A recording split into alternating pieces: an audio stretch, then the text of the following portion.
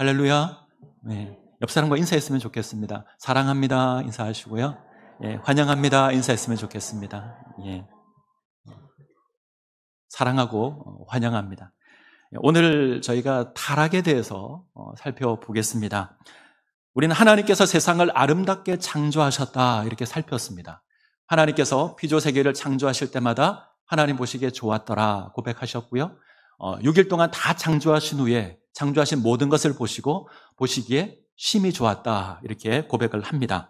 하나님께서 아주 만족하셨습니다. 근데 우리가 살아가는 이 세상을 보면 뭔가 하나님께서 보시기에 좋았더라 고백할 만한 그런 모습은 잘 안 보이는 것 같습니다. 뭔가 문제가 많아 보이고 슬픔과 고난이 많아 보입니다. 이건 피조세계에 문제가 생겼기 때문에 그렇습니다. 하나님께서 창조하신 아름다운 피조세계 가운데 죄가 들어왔고요. 세상을 왜곡시켰습니다. 이것이 타락입니다. 오늘은 이 타락에 대해서 살펴보겠습니다. 오늘 본문이 창세기 3장인데 창세기 2장을 좀 살펴보시면 창세기 2장에는 에덴 동산에 거하는 인간의 모습이 강조되어 있습니다. 몇 가지 특징이 있는데 두 가지로 살펴보면 먼저 인간은 하나님의 성전인 에덴 동산에서 하나님을 섬깁니다. 하나님과 친밀한 관계를 누립니다. 이것이 첫 번째 특징이고요. 또 하나는 남자와 여자라고 하는 이 사람의 친밀함입니다. 이들이 벌거벗었는데 부끄러워하지 않고 친밀한 관계를 누립니다. 정리하면 창세기 2장에는 하나님과 사람 사이의 친밀함, 사람과 사람 사이의 친밀함이 있습니다. 그런데 이 친밀함이 타락으로 말미암아 깨어집니다. 이것이 창세기 3장의 내용입니다. 자, 3장 1절의 첫 부분을 보시면 그런데 이렇게 시작합니다. 이 그런데라는 말은 2장에 주어진 이 친밀함에 문제가 생겼다는 겁니다. 그 자막은 조금 이따가 보여주시죠. 창세기 3장에서 사람은 하나님을 두려워해서 숨습니다. 분위기가 좀 바뀌었습니다. 2장에서는 하나님과 교제하고 하나님 앞에서 기뻐했던 인생인데 3장에서는 하나님을 두려워해서 숨습니다. 하나님과 친밀함을 누렸던 인생인데 이제는 하나님을 피합니다. 사람을 위하여 에덴 동산을 창조하신 그 하나님께서 이제는 심판을 선언하시고 에덴 동산에서 쫓아내십니다. 친밀함이 사라졌습니다. 사람도 마찬가지입니다. 벌거벗었는데 부끄럽지 않았습니다. 그런데 이제는 부끄럽습니다. 이것이 수치가 되었고 이것을 가립니다. 사람 사이의 친밀함도 사라졌습니다. 자, 이러한 변화가 타락으로 말미암아 주어집니다. 제가 창세기 3장을 보면 좀 화도 나고 짜증도 납니다. 왜냐하면 이 아담과 하와가 너무 허무하게 사단에게 칩니다. 적어도 엄청난 싸움을 하고 아주 맹렬히 싸우고 그래서 정말 아깝게 졌다면 용납할 수 있습니다. 그런데 너무 쉽게 집니다. 성경을 잘 보시면 인간은 뱀의 두 번의 말에 넘어갑니다. 3장 1절을 보시면 자막을 보여주시죠. 하나님이 참으로 너희에게 동산 모든 나무의 열매를 먹지 말라 하시더냐 얘기하고요. 4절과 5절을 보시면 너희가 결코 죽지 아니하리라. 너희가 그것을 먹는 날에는 너희 눈이 밝아져 하나님과 같이 되어 선악을 알 줄을 하나님이 아심이니라. 이 두 번의 말에 인생이 타락합니다. 좀 허망하죠. 어이가 없기도 하고 그래서 짜증도 나고 화도 납니다. 근데 다르게 표현하면 인생이 그만큼 연약합니다. 이 두 번의 말에 넘어갈 정도로 인생은 나약합니다. 또 하나의 아쉬움이 있는데 만약 아담과 하와가 한국인이었다면 타락하지 않았을 것 같다. 우리는 몸에 좋다면 돌도 갈아 마십니다. 뱀 정도는 얼마든지 잡아서 먹을 수 있습니다. 그래서 타락 안 하지 않았을까 하는 생각이 드는데, 자, 왜 이런 생각을 하냐면 하도 허망하게 타락을 해서 그렇습니다. 인간을 유혹하는 이 뱀의 고백을 잘 보시면 굉장히 무서운 말입니다. 우리가 생각할 때는 허망해 보일 수 있지만 그렇지 않습니다. 자, 뱀이 이렇게 고백합니다. 하나님이 참으로 너희에게 동산 모든 나무의 열매를 먹지 말라 하시더냐. 뱀은 여자를 향해서 하나님께서 모든 것을 먹지 말라고 하더냐 묻습니다. 이때 강조는 모든입니다. 하나님께서 모든 것 금하셨느냐? 하나님께서 모든 것 먹지 말라 그러더냐? 아니죠. 하나님께서 모든 것 허락하셨습니다. 에덴에게 있는 인간에게 주어진 것은 자유와 행복입니다. 하나님께서 만드신 모든 풍요를 다 누리도록 했습니다. 모든 것이 가능합니다. 근데 딱 하나만 금하시죠. 선악을 알게 하는 나무의 열매만 금하십니다. 나머지는 다 허락합니다. 다 허락하고 딱 하나만 금했습니다.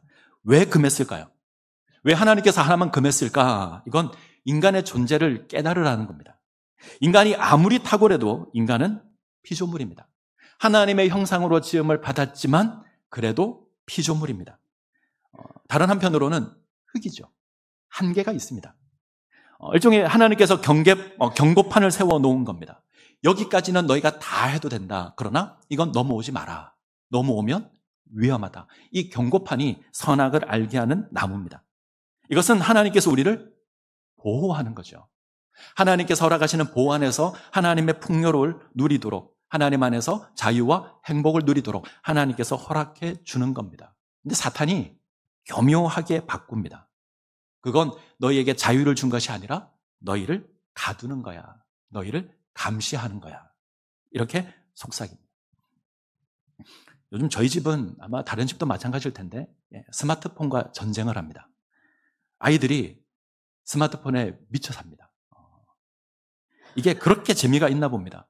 공부를 하라고 하면 공부하는 책 옆에 스마트폰 켜놓고요. 밥을 먹으라 그러면 밥 옆에 스마트폰 켜놓습니다. 자라 그러면 이불에 들어가서 스마트폰 봅니다. 아주 환장을 할 것 같습니다. 그래서 금지령을 내렸습니다. 스마트폰 하지 마 그러고요. 부모 휴대폰에서 자녀 휴대폰을 잠글 수 있습니다. 그래서 설정을 해둡니다. 밤 10시가 되면 그래서 그 다음날 아침 7시까지 사용하지 못하도록 설정을 딱 해뒀습니다. 그러면 애들이 뭐라고 하는지 아십니까? 아빠가 나에게 휴대폰 하지 말라고 했어. 이렇게 얘기하지 않고요. 아빠는 나에게 아무것도 하지 말라 그랬어. 이렇게 얘기합니다. 저는 휴대폰 하지 말라 그랬거든요. 근데 자녀들은 모든 것 하지 말라고 이렇게 이야기를 합니다. 그리고 막 짜증을 냅니다. 어느 순간 저는 아주 고약한 아빠가 되어 있습니다. 똑같습니다. 뱀도 그렇게 얘기하는 거죠. 하나님께서 모든 것을 금하셨느냐. 이 말 한마디가 하나님에 대한 인상을 바꾸어 버립니다. 자유를 허락하신 하나님이시고 행복을 허락하는 하나님입니다. 근데 뱀의 말을 잘 듣고 있으면 하나님은 마치 엄한 하나님, 금하시는 하나님, 부정적인 하나님 이렇게 보입니다. 자, 그러자 하와가 뭐라고 대답을 하죠? 자, 2절과 3절 한번 볼까요? 창세기 3장 2절 3절 같이 읽습니다. 여자가 뱀에게 말하되 동산 나무의 열매를 우리가 먹을 수 있으나 동산 중앙에 있는 나무 열매는 하나님의 말씀에 너희는 먹지도 말고 만지지도 말라 너희가 죽을까 하노라 하셨느니라. 하와의 대답을 잘 보시죠. 이게 맞는 말입니까? 틀린 말입니까? 맞는 말처럼 보이는데 틀린 말입니다. 모든 것을 먹을 수 있는데 동산 중앙에 있는 나무의 열매는 먹지도 말고 만지지도 말라고 하셨다. 비슷해 보이는데 다릅니다. 하나님 말씀과 다릅니다. 하나님께서는 먹지 말라 그러셨습니다. 아주 단순합니다. 먹지 말라. 여자는요, 먹지도 말고 만지지도 말라. 어감이 다르죠? 어느 쪽이 더 부정적이죠? 여자의 말이 훨씬 더 부정적입니다. 먹지도 말고 만지지도 말라. 훨씬 더 부정적입니다. 하나님 자유를 허락하셨는데, 하나님 우리에게 생명을 허락하셨는데, 기쁨을 허락하셨는데, 이 뱀의 말 한마디 때문에 하나님에 대한 인상이 바뀌었습니다. 하나님 부정적인 하나님이 되셨습니다. 한 가지가 더 있습니다. 하나님께서 반드시 죽으리라 말씀하셨습니다. 근데 여자는 뭐라 그러죠? 죽을까 하노라. 죽을 수도 있고 아닐 수도 있다.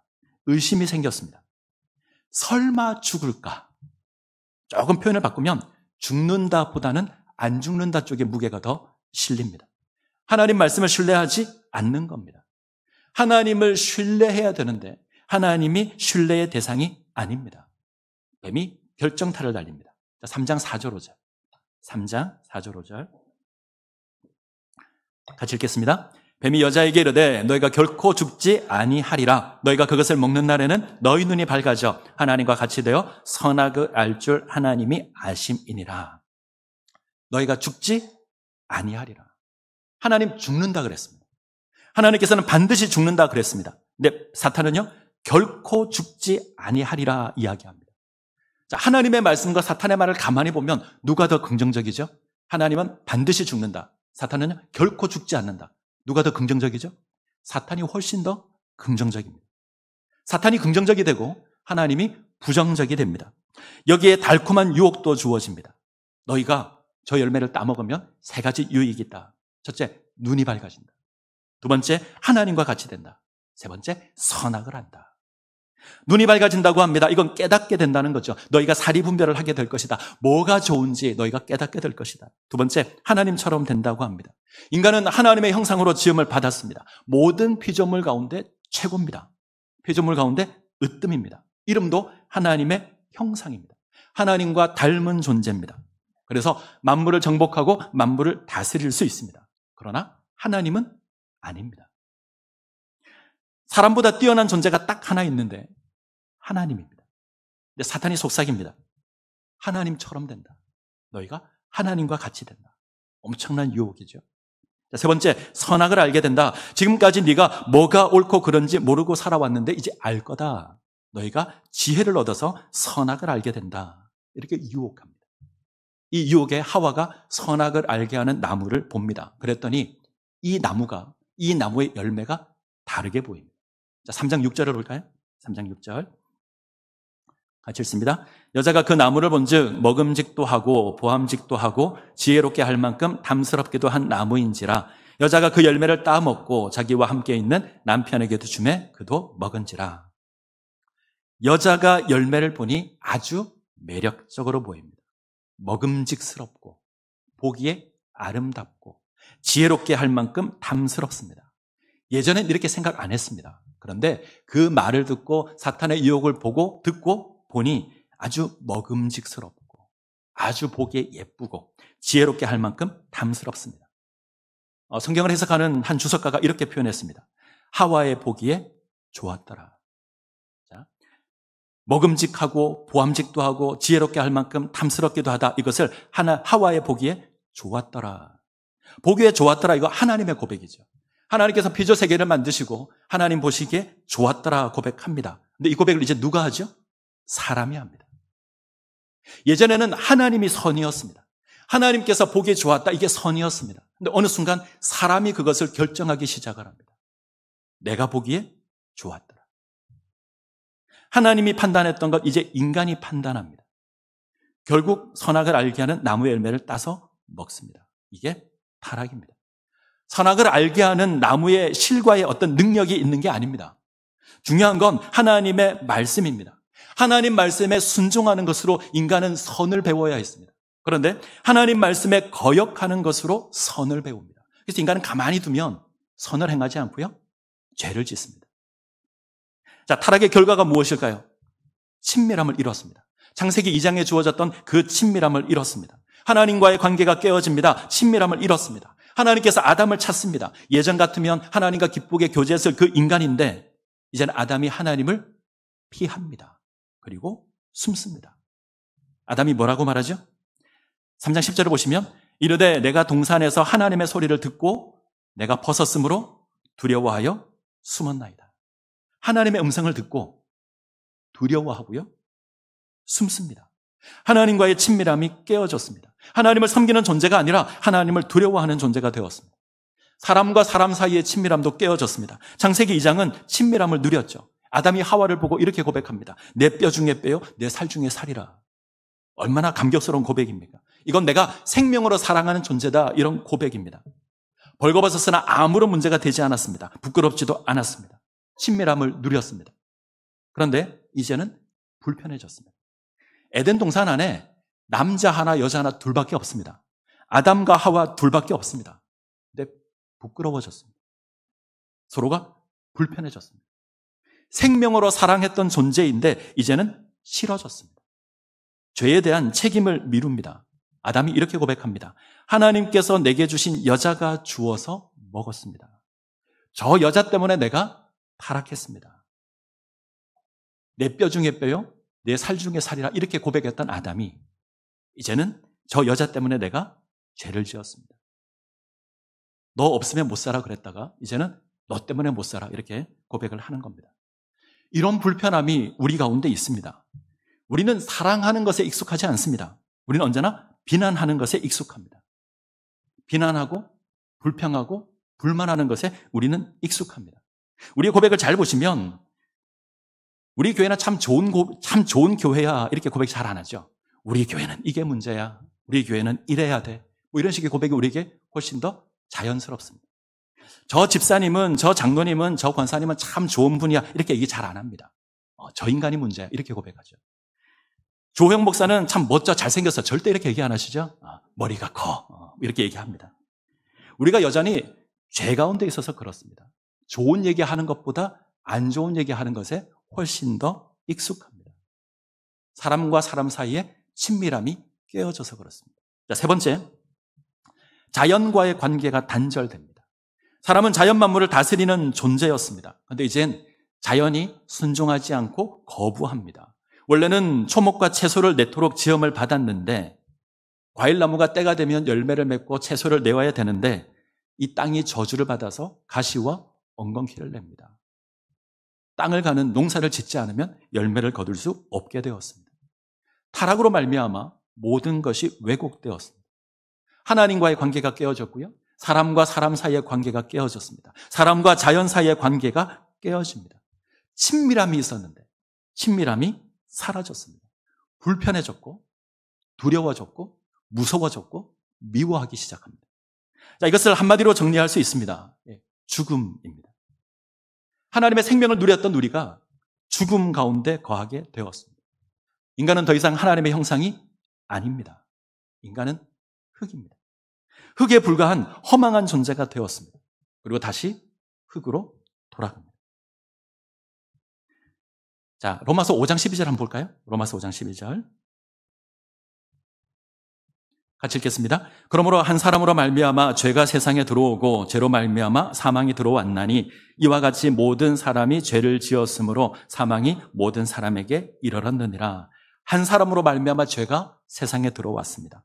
그 죄로 말미암아 사망이 들어왔습니다. 그로 말미암아 모든 사람이 죄를 지었고 모든 사람에게 사망이 이르렀습니다. 억울할 수 있죠. 죄를 지은 건 아담과 하와인데 왜 우리까지 싸잡아서 죄인이라 그러느냐? 이걸 죄의 전가라 그러는데 다음 주에 한번 살펴보겠습니다. 자, 로마서 3장 23절 볼까요?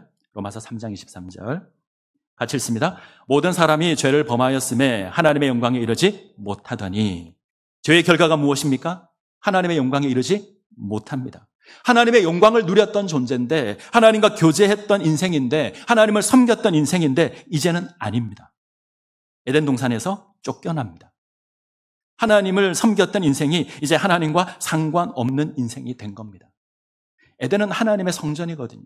하나님의 성전에서 하나님을 섬겼던 인생인데 이제 죄로 말미암아 에덴 동산에서 쫓겨납니다. 창세기 3장 23절을 보시면 여호와 하나님이 에덴 동산에서 그를 내보내어 그의 근원이 된 땅을 갈게 하시니라. 에덴 동산에서 쫓아냅니다. 에덴의 뜻이 행복, 기쁨입니다. 이 행복과 기쁨이 아닌 이제는 슬픔과 고통 가운데 거하게 됩니다. 죄로 말미암아 타락해서 우리가 죽음 가운데 거하기 때문에 우리에게 주어진 삶의 모습입니다. 허망하죠. 하나님의 형상이라는 고귀함을 지녔던 인생입니다. 하나님의 성전에서 하나님을 섬겼던 인생입니다. 그런데 그 고귀함이 사라졌습니다. 친밀함도 사라졌습니다. 하나님과 친밀한 교제를 누렸던 인생인데 그 관계가 깨어졌습니다. 사람과 사람의 그 친밀함을 누렸던 인생인데 이제 그 관계도 깨어졌습니다. 즐거움이 사라졌고요. 행복이 사라졌고요. 기쁨도 사라졌습니다. 하나님의 형상을 잃었습니다. 더 큰 문제는 이 잃어버린 하나님의 형상을 우리가 회복할 수 없다는 겁니다. 인생의 힘으로 이 형상을 회복할 방법이 없습니다. 인간은 생명을 창조할 능력이 없습니다. 하나님만 하시는 겁니다. 창세기 내용을 계속 읽어나가면 죄가 점점 확산되어 갑니다. 아담과 하와가 서로 갈등하고 다투었는데 이제는 가인과 아벨은 서로 죽입니다. 부부와의 죄 문제가 형제로 확산되고요. 성경을 더 읽어보면 세상의 죄악이 관영해집니다. 창세기 6장을 보면 세상의 죄악이 관영하다, 썩어서 냄새가 난다. 인간이 할 수 있는 게 없습니다. 인간은 점점 더 타락하고요. 점점 더 하나님을 거역합니다. 하나님과 관계가 깨어진 인간은 아무것도 할 수 없습니다. 그러면 한번 생각해 볼까요? 이 타락한 세상을 하나님이 어떻게 하실까? 제가 하나님이었다면 저는 엎었습니다. 다 엎어버리고 새로 만들었을 겁니다. 근데 하나님 그렇게 하지 않으십니다. 타락한 인생을 다시 회복하시기로 하십니다. 어떻게 회복하죠? 자, 3장 15절 볼까요? 창세기 3장 15절. 같이 읽습니다. 내가 너로 여자와 원수가 되게 하고 너의 후손도 여자의 후손과 원수가 되게 하리니 여자의 후손은 내 머리를 상하게 할 것이요 너는 그의 발꿈치를 상하게 할 것이니라. 뱀과 여자가 서로 원수가 됩니다. 뱀의 후손과 여자의 후손이 원수가 됩니다. 여자의 후손은 뱀의 머리를 상하게 할 것이고요. 뱀은 여자의 발꿈치를 상하게 할 겁니다. 이스라엘은 이 말이 무슨 말인지 몰랐을 겁니다. 이 이야기를 들었던 아담과 하와도 이 말이 무슨 말인지 몰랐을 겁니다. 모세오경을 기록한 모세도 몰랐을 겁니다. 근데 우리는 이 말씀의 의미를 압니다. 예수 그리스도입니다. 하나님께서 독생자 예수 그리스도를 보내주셔서 우리를 회복시켜 주실 겁니다. 하나님의 아들을 여자의 후손으로 보내실 겁니다. 이것으로 사탄을 심판하실 겁니다. 뱀은 예수님의 발꿈치를 물 겁니다. 그러나 예수님은 사탄의 머리를 상하게 하실 겁니다. 자, 이걸 잘 보여주는 그림이 누가복음 4장에 있습니다. 누가복음 4장을 가시면 예수님께서 세례를 받으신 이후에 광야에서 시험 받는 장면이 나옵니다. 이 장면은 창세기 3장과 관련되어 있습니다. 우리가 마태복음 4장으로 잘 아는데 첫 번째 시험이 뭐죠? 돌을 떡으로 바꿔 먹어라. 두 번째가요, 성전 꼭대기에서 뛰어내리라. 세 번째가 천하만국의 권세를 보여주고 엎드려 절하라. 이게 마태복음이거든요. 누가복음은 순서가 조금 다릅니다. 이제 한번 확인해 보죠. 자, 먼저 누가복음 3장을 보면 예수님의 족보가 나옵니다. 마태복음 1장에도 예수님의 족보가 나옵니다. 그런데 두 족보가 굉장히 많이 다릅니다. 사람도 다르고 숫자도 다르고.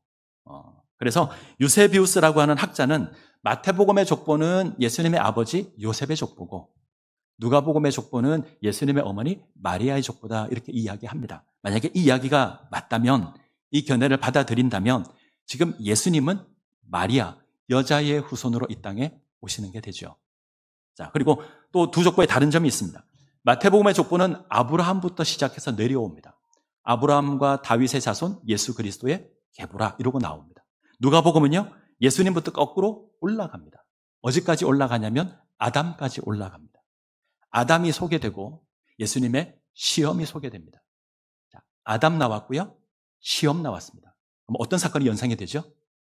에덴 동산에서 선악과 시험이 연상이 될 겁니다. 지금 누가는 예수님의 광야 시험과 선악과 시험을 연결하고 있습니다. 첫 번째 시험은 돌을 떡으로 만들어 먹으라입니다. 이건 사탄이 하와에게 선악과를 따먹으라고 한 것과 같습니다. 자, 두 번째 시험은 마태복음하고 순서가 바뀌는데 천하 만국을 다스리는 권세를 보여줍니다. 엎드려 절하면 내가 주겠다. 세상을 다스리는 권세가 내게 있는데 내게 엎드려 절하면 내가 주겠다. 이거 거짓말입니다. 원래 이 권세는 하나님께서 아담에게 준 겁니다. 세상을 정복하고 다스리라 아담에게 줬습니다. 그런데 이 사탄이 아담을 속여서 빼앗은 겁니다. 그런데 마치 자기 것인 것처럼 이제 속삭이는 겁니다. 자, 세 번째 시험은 사탄이 하나님의 말씀을 왜곡합니다. 사탄이 하와를 유혹할 때 선악과를 먹으면 정령 죽으리라고 했던 그 말씀을 왜곡한 것과 같습니다.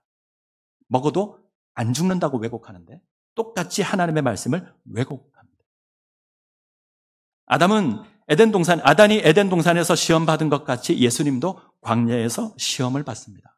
한쪽은 가장 풍요로운 곳에서 시험을 받고 한쪽은 가장 황량한 곳에서 시험을 받습니다. 시험의 결과는 다릅니다. 첫 번째 아담은 풍요로운 조건이었지만 실패합니다. 넘어집니다. 그 결과 아담은 하나님의 형상을 상실했고 땅은 저주를 받고 사망이 임했습니다. 두 번째 아담이신 예수님께서는 열악한 환경에서도 승리하십니다. 그의 승리로 말미암아 하나님의 형상이 회복되었고 생명이 이 땅 가운데 임했습니다. 이 시험의 종지부를 찍는 사건이 십자가입니다. 이 십자가로 말미암아 우리 죄의 문제가 해결되었습니다. 예수님께서 우리 죄의 문제를 해결하심으로 하나님과 관계가 단절되었던 우리가 다시 회복됩니다. 다시 친밀한 관계를 누리게 됩니다. 하나님과 교제할 수 있고 하나님을 섬길 수 있고 하나님을 예배할 수 있습니다. 이것이 구원입니다. 구원은 하나님과의 관계가 회복된 겁니다. 이것으로 생명을 누리는 겁니다. 이 놀라운 은혜가 우리 가운데 있습니다. 오늘 확인해야 될 것이 하나 있습니다. 왜 타락이 일어났을까요? 왜 아담과 하와가 타락했을까요? 뱀이 하와를 유혹해서? 예, 그것도 맞습니다. 보다 근본적인 이유는 인간이 하나님의 말씀을 잊었습니다. 그래서 타락합니다. 뱀이 간사한 여로 유혹할 때 하나님의 말씀에 분명하게 서 있었다면 이겼을 겁니다. 그런데 하나님의 말씀을 기억하지 않고 사탄의 말에 귀를 기울였습니다. 하나님의 말씀을 기억하지 않고 그냥 흘려버렸습니다. 그랬더니 사탄의 말이 우리 마음 가운데 자리를 차지했습니다. 사탄이 속삭입니다. 정말 하나님께서 그렇게 말씀하시더냐? 정말 하나님께서 그렇게 말씀하시더냐? 이 고백에 흔들리는 겁니다. 정말 하나님께서 그렇게 말씀하시더냐? 정말 하나님께서 예수만 믿으면 구원받는다 그러더냐? 우리가 말씀 가운데 세워져 있지 않으면 흔들릴 겁니다. 저는 창세기 3장에서 궁금한 것이 있습니다. 하와가 시험 당할 때 아담은 어디 있었을까? 하와가 시험 당할 때 아담은 어디 있었을까? 처음 말씀을 받은 건 아담이거든요. 하나님께서 아담 만드셨고 에덴 동산 만드셨고 아담을 에덴 동산에게 둡니다. 에덴 동산에 둡니다. 그리고 말씀하십니다. 모든 나무의 열매는 먹을 수 있는데 동산 중앙에 있는 선악을 알게 하는 나무의 가시는 먹을 수 없다. 먹으면 죽는다. 이거 아담에게 한 말씀입니다. 그러면 아담이 하와에게 전달해 줬겠죠. 하나님의 말씀을 그대로 전달해 줬을 겁니다. 그러면 이 아담이 어디 있었을까요? 바람 쐬러 갔을까요? 농사 지을 일도 없는데 만날 사람도 없는데 어디를 갔을까요? 이게 궁금합니다. 자, 성경을 한번 보면 뱀이 여자에게 물어볼 때 복수로 묻습니다. 무슨 말이냐면 하나님이 참으로 너희에게 동산 모든 나무의 열매를 먹지 말라 하더냐? 여자에게 묻는데 너희라고 묻죠. 여자가 대답합니다. 우리가 먹을 수 있으나 하자. 우리라고 답을 합니다. 그리고 뱀이 다시 묻죠. 너희가 결코 죽지 아니하리라. 자, 대화는 뱀과 하와가 하는데 복수가 왔다 갔다 합니다. 너희가, 우리가. 그리고 창세기 6장을 보시면, 6절을 보시면 이렇게 되어 있습니다. 자기와 함께 있는 남편에게도 주매. 지금 아담이 어디 있을까요? 하와 옆에 있습니다. 아마 아담은 뱀과 하와의 대화를 들었을 겁니다. 표현을 바꿀까요? 아담도 뱀의 유혹에 넘어갔습니다. 때문에 하와가 열매를 줄 때 아무런 의심 없이 받아서 먹습니다. 아담도 하나님 말씀에 온전하지 않았습니다. 말씀을 들었는데 말씀의 삶을 채우지 않았습니다. 생명의 말씀을 들었는데 천지를 창조하신 그 하나님의 말씀을 들었는데 그냥 듣고 흘렸습니다. 그래서 대충 합니다. 정말 하나님께서 그렇게 말씀하시더냐? 에덴 동산에서 아담과 하와를 무너뜨린 사단은 오늘날 우리에게도 똑같이 말할 겁니다. 정말 하나님께서 그렇게 말씀하시더냐? 어떻게 이 유혹을 이길 수 있을까요? 예수님이 그 답입니다. 예수님은 사탄과의 시험에서 하나님의 말씀을 주장하심으로 이깁니다. 하나님 말씀을 선포하심으로 이깁니다. 말씀을 분명히 선포하심으로 이깁니다. 우리가 사탄과의 싸움에서 이기는 방법은 말씀을 정확하게 분명하게 아는 겁니다. 그리고 그 말씀 위에 우리의 삶을 세우는 겁니다. 그러면 이길 겁니다. 그러면 흔들리지 않을 겁니다. 그래서 부탁을 드립니다. 여러분들이 예배를 드릴 때, 설교를 들을 때 건성으로 들으시면 안 됩니다. 오늘 설교가 좋더라, 오늘 말씀이 좋더라, 오늘 설교는 별로다 이러지 말하셔야 합니다. 말씀을 평가하는 것이 아니라 나의 말씀으로 받으셔야 합니다. 근성으로 흘려버리시면 사탄이 와서 물을 때에 우리는 흔들릴 겁니다. 정말 하나님께서 그렇게 말씀하시더냐 이렇게 물을 때에 우리는 흔들릴 겁니다. 선포되는 말씀을 나를 향한 하나님의 말씀으로 받으시기 바랍니다. 흘려버리시면 안 됩니다. 이 선포되는 말씀에 우리의 삶을 세워야 합니다. 그때 우리가 온전하게 세워질 겁니다. 에덴 동산에서 인류를 유혹했던 그 사탄은 이 마지막 때에도 끊임없이 우리를 유혹할 겁니다. 때로는 위협할 것이고 때로는 물을 겁니다. 정말 하나님께서 그렇게 말씀하시더냐? 우리가 하나님의 말씀 가운데 온전하게 세워져야 우리가 승리할 수 있습니다. 연애 가운데 세워지시기를 간절히 소원합니다. 기도하시겠습니다.